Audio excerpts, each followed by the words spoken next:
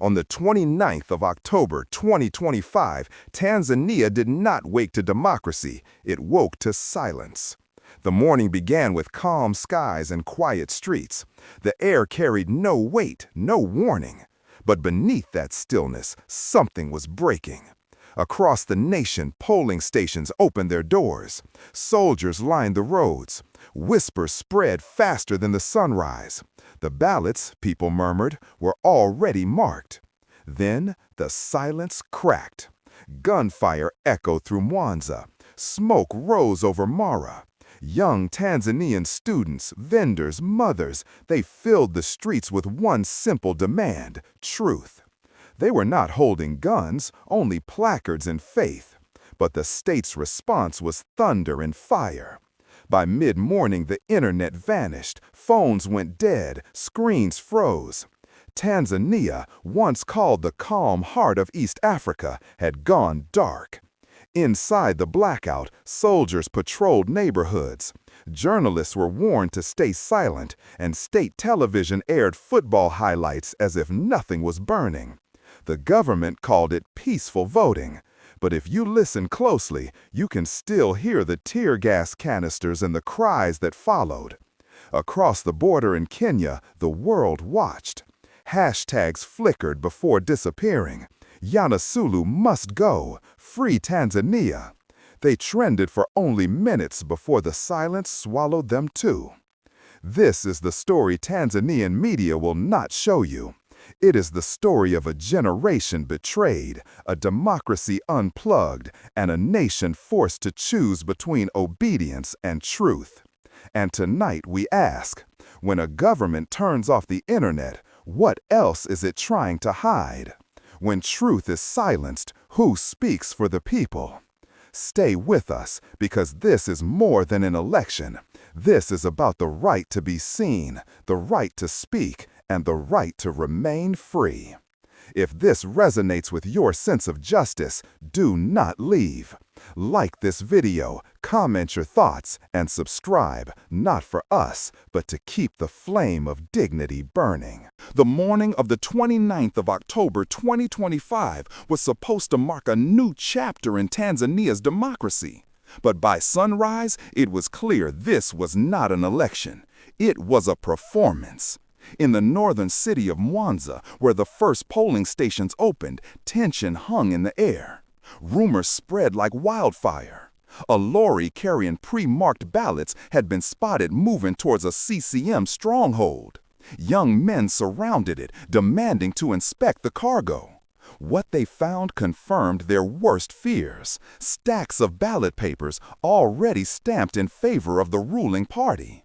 The discovery ignited the streets. Phones came up, videos went live. Within minutes, crowds gathered, chanting, "No more lies, no more stolen votes."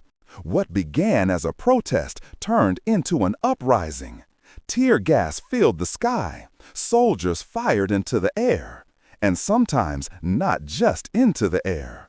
By midday, the Bunda district in Mara region was burning. Protesters stormed Bali Primary School, one of the largest polling centers in the area. Electoral officials fled on foot, abandoning ballot boxes as police trucks roared in. Moments later, flames engulfed the courtyard of Finance Minister Mgeladze Chambo's residence. A symbolic strike against the economic elite and the ruling party's patronage network. To the south, in Dar es Salaam University, students poured into the streets. "We voted for change, not chains," one young woman shouted before disappearing into a cloud of tear gas.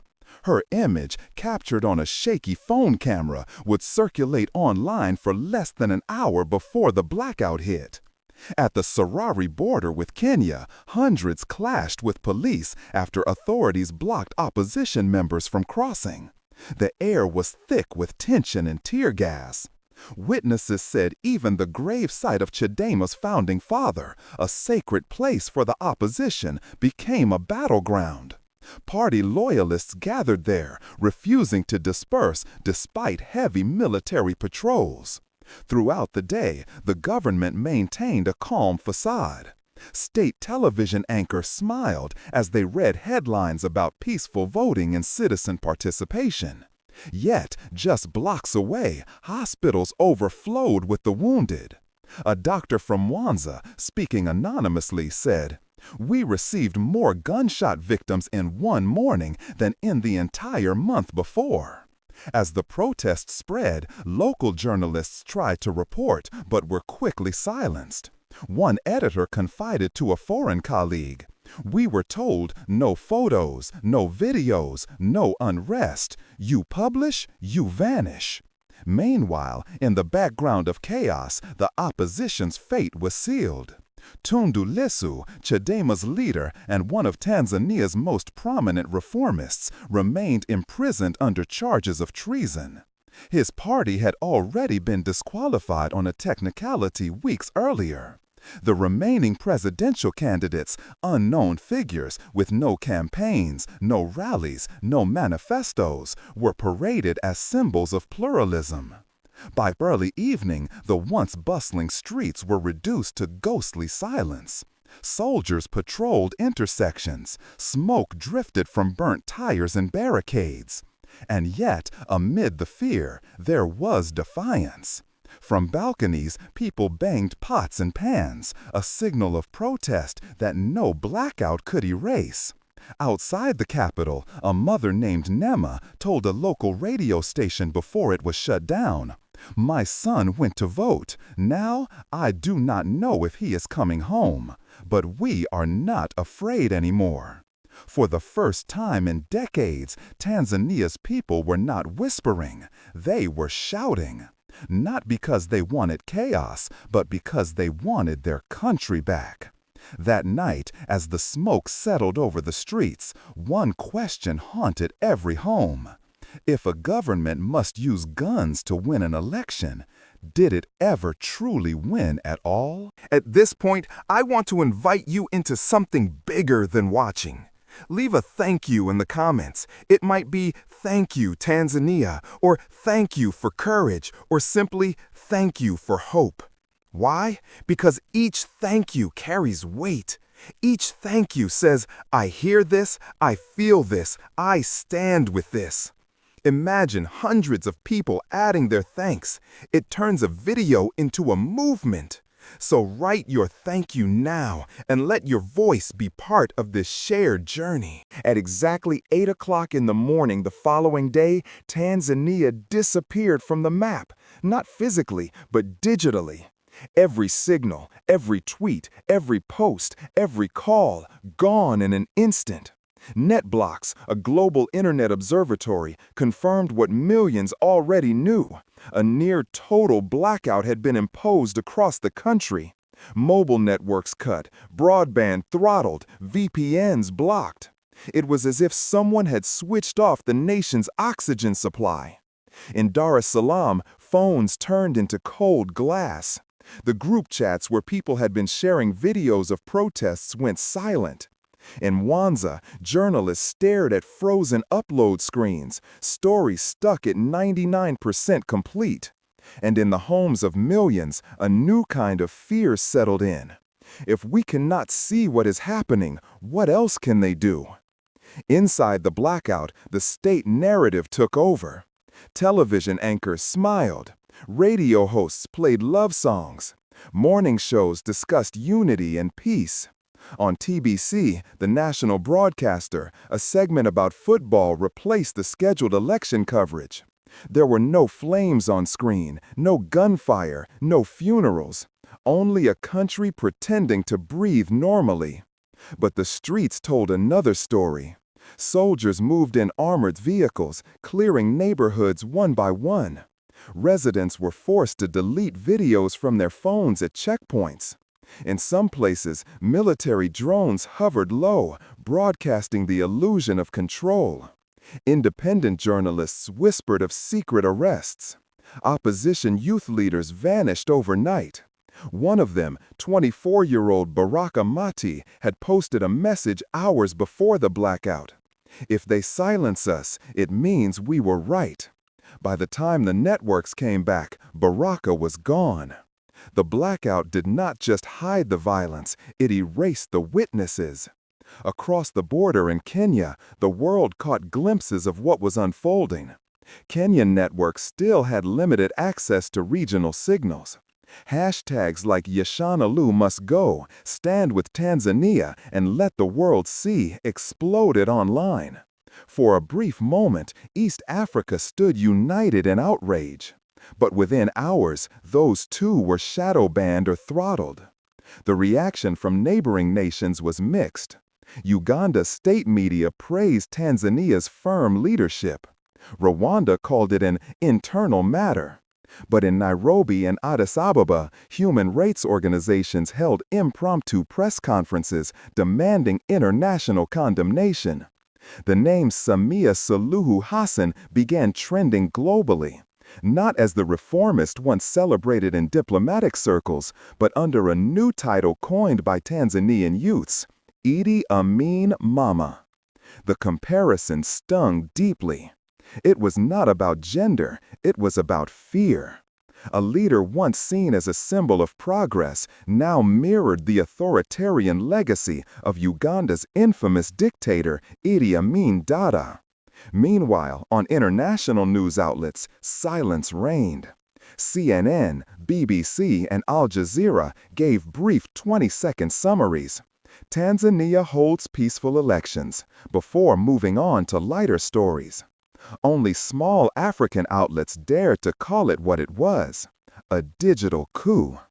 By noon, some satellite footage began to leak, smoke columns rising from urban centers, long lines of troops marching through empty streets, women crying beside fallen bodies. Still, no official death toll was released. When foreign correspondents tried to enter the country, they were turned away at the airport. No press accreditation available, authorities said.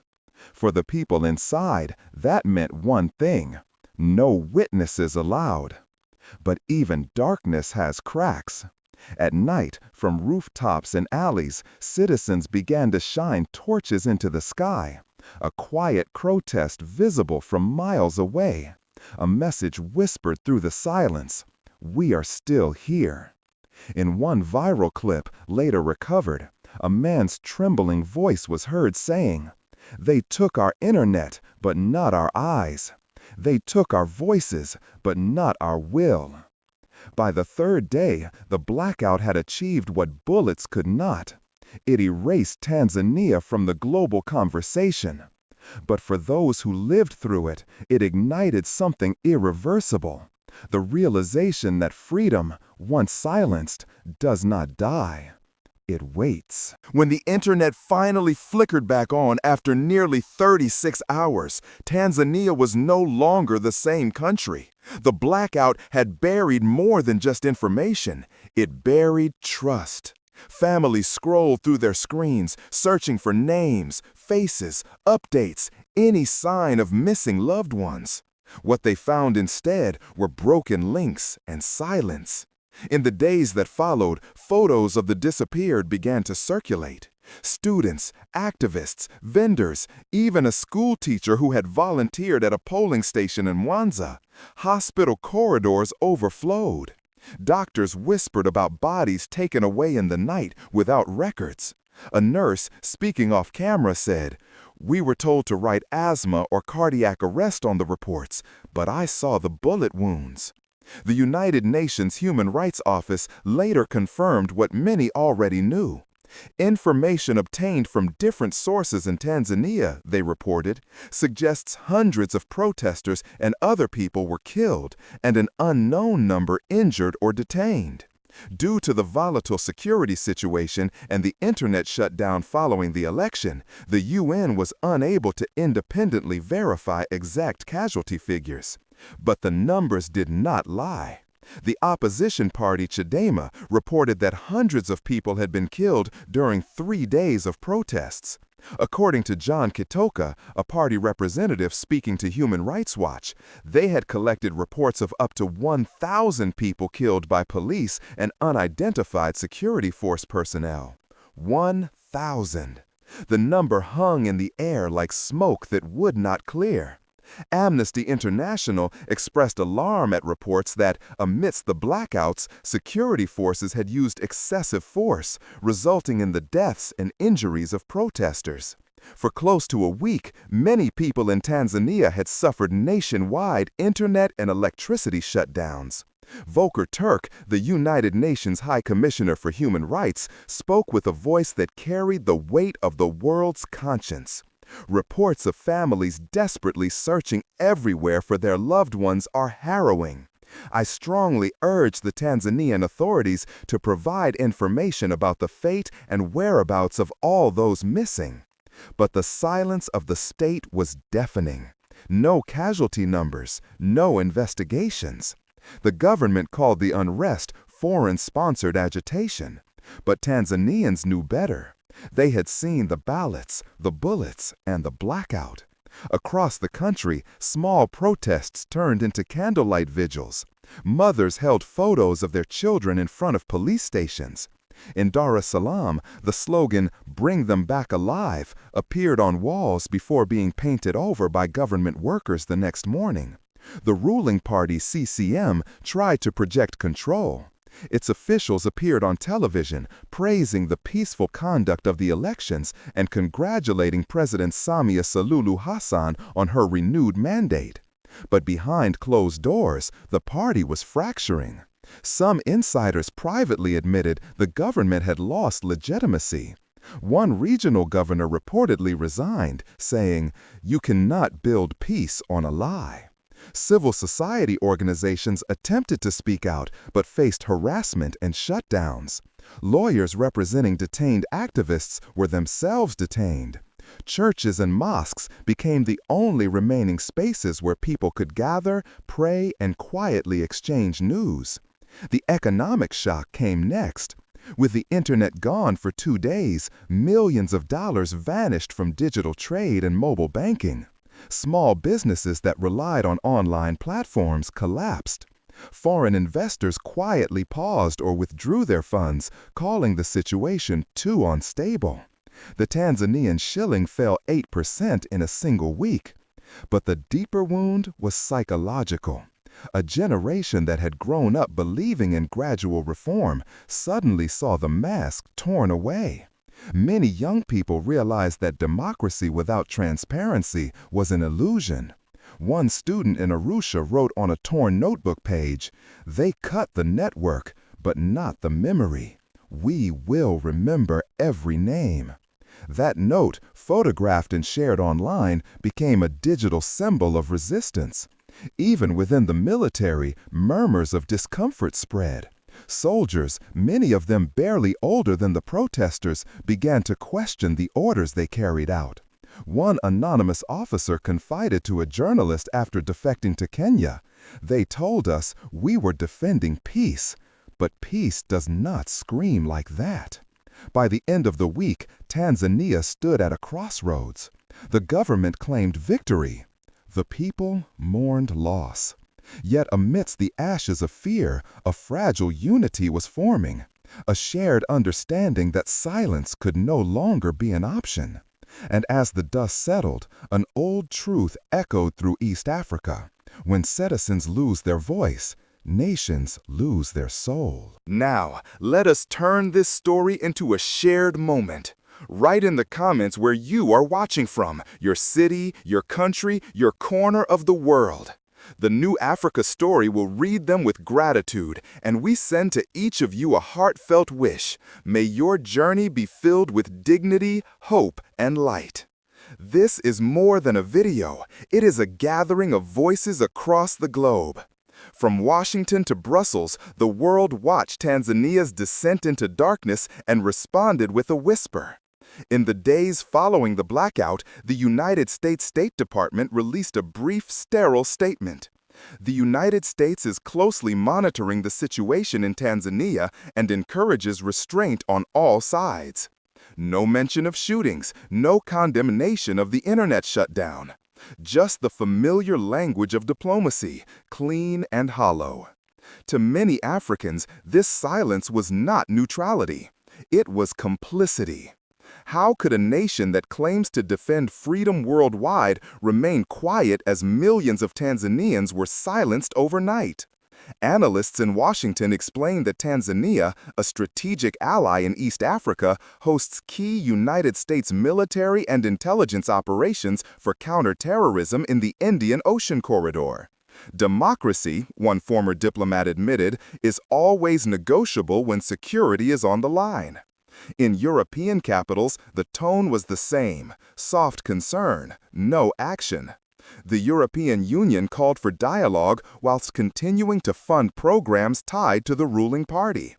Even the African Union, an institution born from the dream of continental unity, avoided confrontation. Its brief statement praised the peaceful environment of the elections, echoing the very propaganda the Tanzanian government had fed its own citizens. Yet, outside official channels, the reaction was different. Independent journalists, African diaspora networks, and human rights groups exploded online. The blackout had failed to silence the entire continent. From Nairobi to Dakar, hashtags demanding accountability trended for days. Stand with Tanzania, Yanululu must go, digital coup, let Africa speak.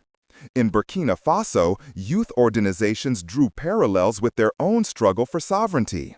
A commentator on local television remarked, "When our people rose up, the world called it instability. But when Western-backed regimes silence their people, they call it order." That quote traveled across African networks, shared millions of times.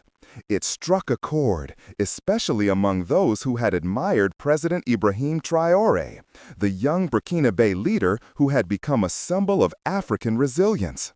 In Ouagadougou, one banner carried by students read, "If Traoré can defend his people's voice, why cannot Tanzania?" The comparison revealed a growing divide in global narratives. Whilst the West continued to define stability through elections, Africans were beginning to redefine it through sovereignty and accountability.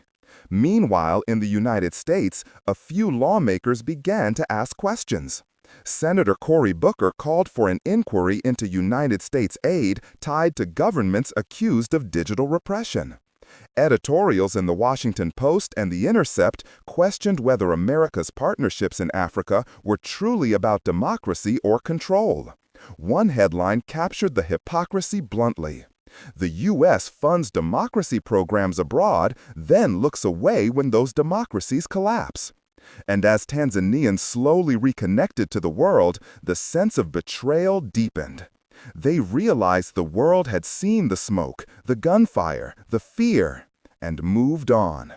But in that realization lay a lesson for all of Africa. True freedom will never be given by those who benefit from your silence.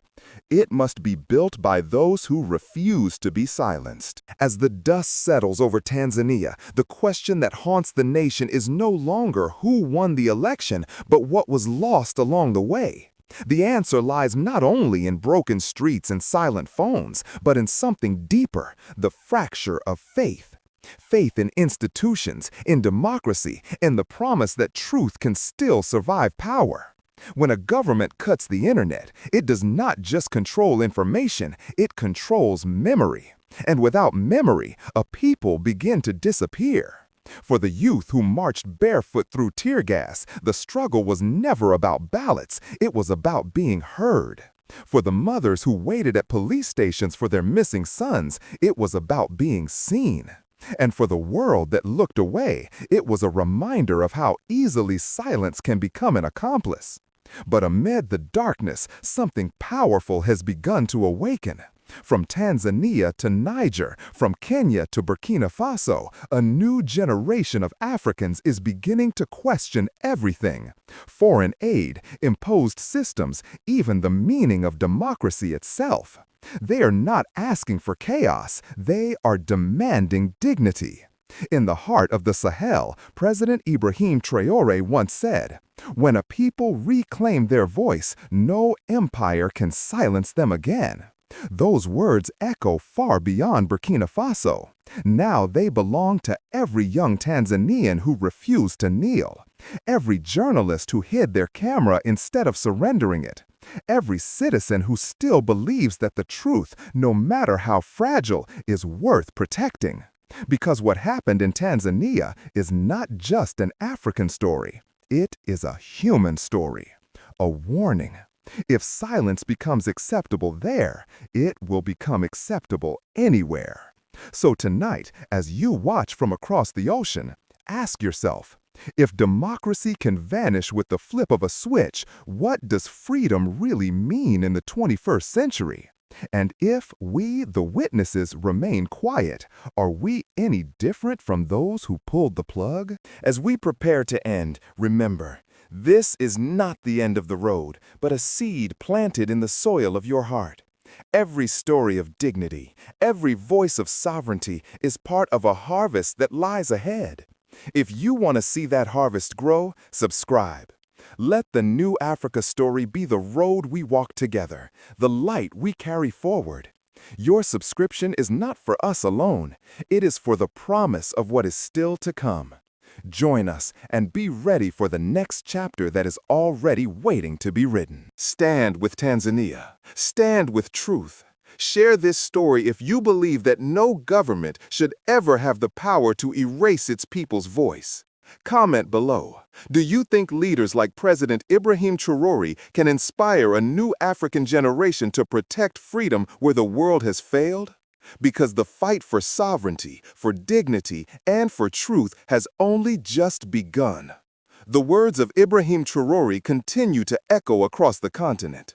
When a people reclaim their voice, no empire can silence them again. Tanzania lost its internet, but it did not lose its will. It lost an election, but it did not lose its dignity. The world may have looked away, but the people of Tanzania looked at one another and saw strength. From Burkina Faso to Tanzania, from the Sahel to the Great Lakes, the message is clear. Freedom is not given, it is taken. And once you have tasted awakening, you can never sleep again. This story does not end here. It continues in every heart that refuses to forget, in every voice that refuses to be silenced, in every hand that refuses to step back. Tanzania has told the world, we are still here. Now the question is, will you stand with them?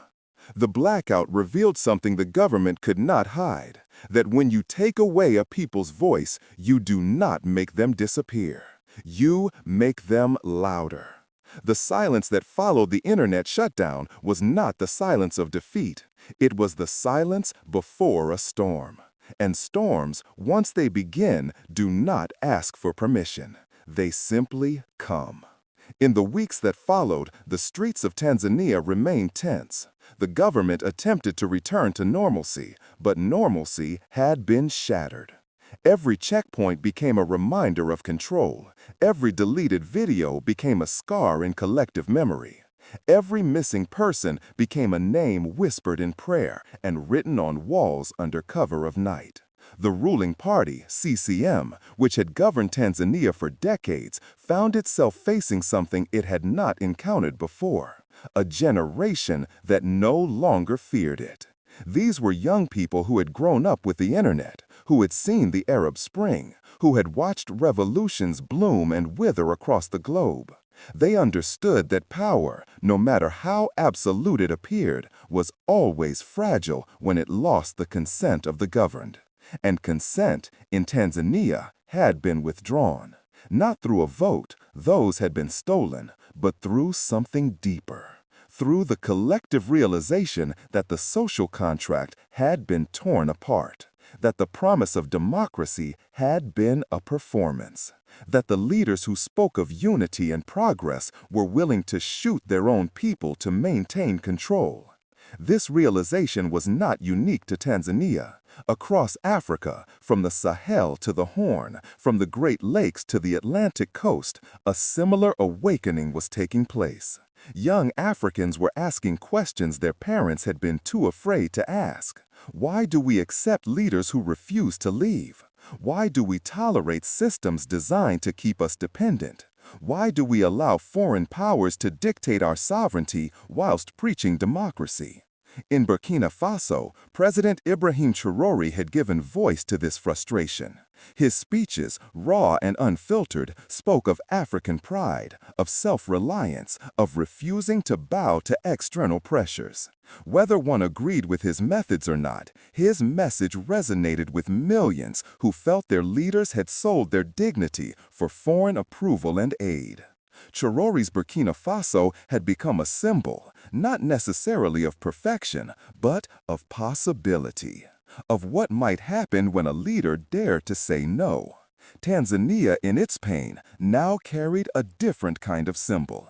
It had become a warning, a reminder that democracy, when hollowed out, becomes a weapon against the very people it is supposed to serve. That elections without transparency are theater.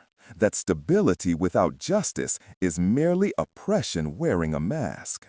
The mothers who gathered at police stations with photographs of their sons understood this. The students who wrote messages on torn notebook paper understood this. The doctors who whispered about bullet wounds disguised as natural causes understood this. And the soldiers who defected, unable to reconcile their orders with their conscience, understood this too. Understanding, however, is only the first step. The harder question is, what comes next? For Tanzania, the path forward is uncertain. The government, emboldened by international silence, shows no signs of accountability. The opposition, decimated and leaderless, with Tundu Lissu still imprisoned, struggles to reorganize. The economy, already fragile, continues to deteriorate as investors lose confidence and citizens lose hope. But amid the uncertainty, there is also resilience. Tanzanians have a long history of quiet endurance, of finding ways to survive under difficult circumstances. They have weathered colonial rule, socialist experiments, and decades of single-party dominance. They have seen leaders come and go, promises made and broken, and yet they remain. This time, however, something feels different. The internet blackout meant to silence dissent has instead become a radicalizing moment. It has shown an entire generation that their government fears them enough to cut them off from the world. And if their government fears them, that means they have power. The question is whether they will find a way to use it. Around the world, Tanzania's story has already begun to fade from headlines. New crises emerge daily, demanding attention. The news cycle moves on. But for those who lived through the blackout, for those who lost loved ones, for those who watched their democracy die in real time, the story is far from over. It is, in many ways, just beginning. Because revolutions are not always loud. Sometimes they are silent. Sometimes they happen in whispered conversations, in coded messages, in the slow accumulation of grievances that one day reach a tipping point. Tanzania may appear calm on the surface, but beneath that calm, something is brewing. The youth who marched in October will not forget. The mothers who searched for their sons will not forgive. The journalists who were silenced will find new ways to speak. And perhaps most importantly, the rest of Africa is watching. What happens in Tanzania matters beyond its borders. It sets a precedent.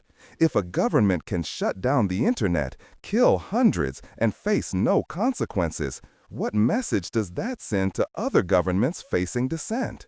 Conversely, if Tanzanians find a way to hold their leaders accountable despite the odds, what inspiration might that provide to others? The words of Ibrahim Traoré, spoken thousands of miles away in Burkina Faso, take on new meaning in this context. When a people reclaim their voice, no empire can silence them again. For Tanzanians, reclaiming their voice will not be easy. It will require courage, organization, and sacrifice. It will demand that they find ways to communicate when communication is cut, to organize when organization is criminalized, to hope when hope seems foolish. But if history teaches us anything, it is that people who have tasted freedom, even briefly, even imperfectly, will not easily accept its loss. The Tanzanians who voted on the 29th of October, who marched when their votes were stolen, who shone torches into the night sky when their internet was cut, they have tasted something, and that taste does not fade. So as we close this chapter, we do so with the understanding that it is not truly an ending. It is a pause, a breath before the next verse. Tanzania's story will continue, written not by its government, but by its people. And as it continues, it will join the chorus of voices rising across Africa, voices demanding dignity, sovereignty, and truth. From Burkina Faso to Tanzania, from the streets of Ouagadougou to the shores of Dar es Salaam, the message is the same. We are still here. We will not be erased. We will not be silenced.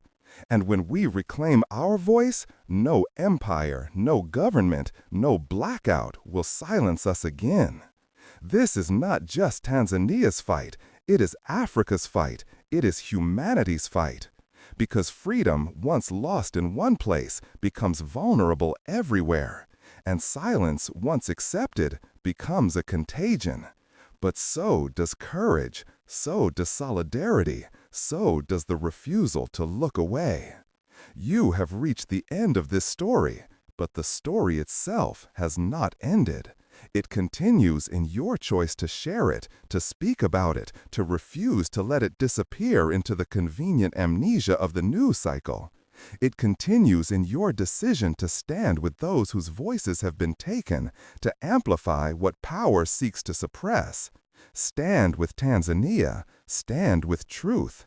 And remember, when democracy can vanish with the flip of a switch, freedom is not a guarantee, it is a choice we must make again and again, every single day. The harvest is not yet reaped, the road is not yet traveled, the light has not yet fully broken through, but the seed has been planted. And in Tanzania, in Burkina Faso, across Africa and beyond, that seed is beginning to grow. What it becomes depends on all of us, on whether we choose to water it with our attention, our solidarity, and our refusal to accept silence as an answer. The fight for sovereignty, for dignity, and for truth has only just begun. And in that beginning, there is hope. Because beginnings, no matter how dark, always carry within them the possibility of dawn.